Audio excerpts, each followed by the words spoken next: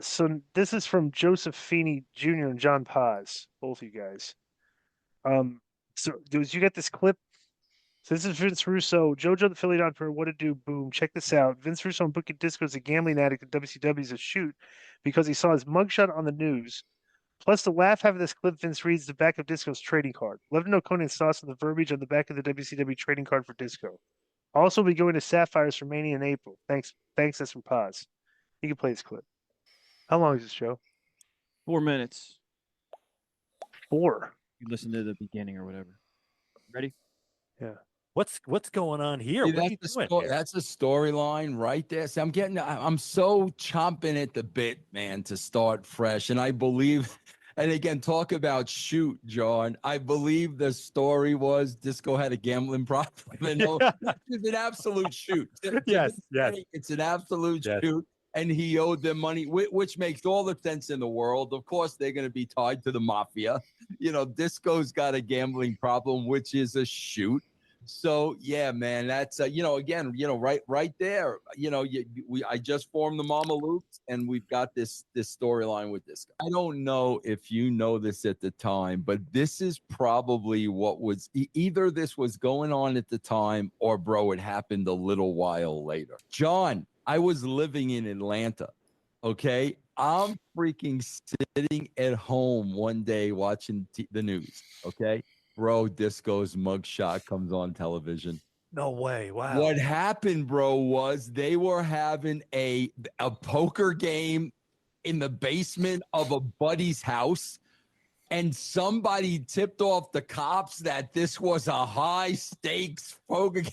Bro, they busted it, arrested this, and his mugshot was awesome. all over the Oh, crap. my God. And bro, I think it happened after this, but yeah, bro, a lot of people don't know that I popped huge when I saw that mugshot on TV. I mean, it turned out to be nothing. It was just some guys getting together for a poker game, but oh my God, that was phenomenal.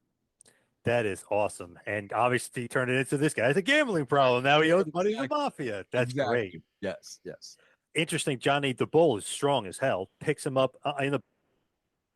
Let me get to this WCW card part. Okay.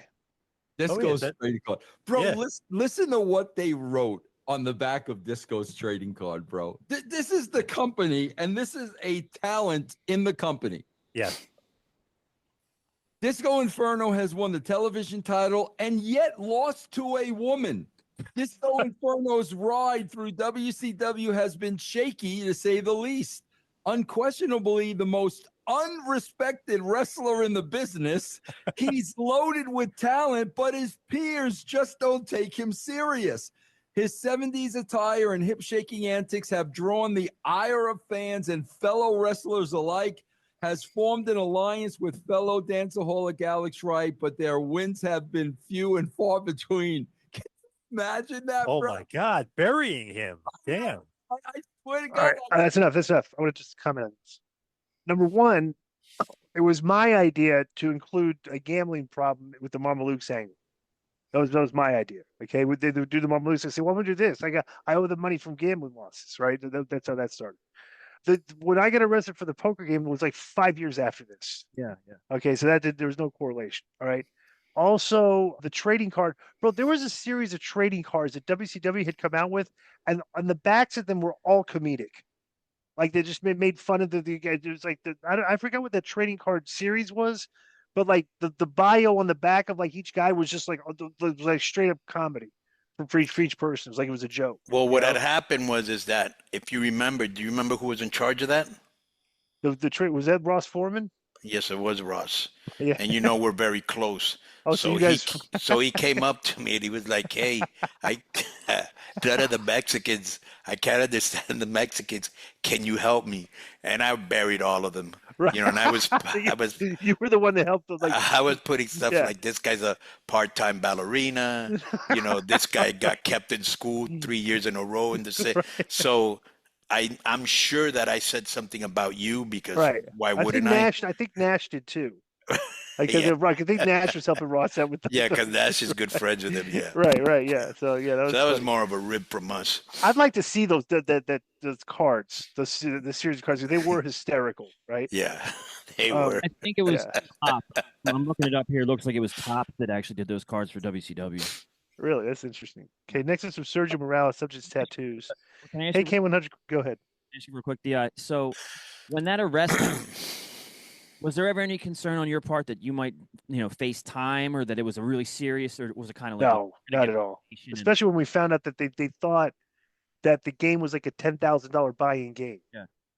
There was a $500 buy-in.